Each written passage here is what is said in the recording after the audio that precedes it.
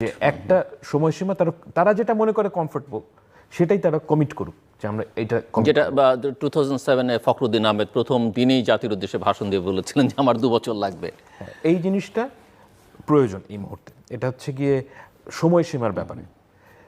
দ্বিতীয় কথা হচ্ছে যে আমি বাংলাদেশের ইন্টারিম গভর্নমেন্টের কাছ থেকে কোনো ম্যাজিক্যাল সলিউশন আশা করি না, কারণ এটা সত্য কথা।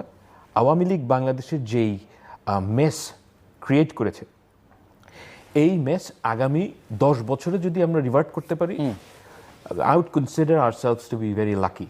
এটা আমি সত্যিই বলছি, এটা যেই মেস ক্রিয়েট করছে।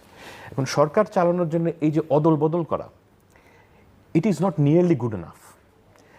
আপনি মিলিটারির কথা ধরতে পারেন, যারা অন্তত জুলাই ম্যাসাকারের সাথে সরাসরি জড়িত, এমন কোনো একজন জেনারেলকে এখন পর্যন্ত পদচ্যুত করা হয়েছে, জিয়াউল হাসান।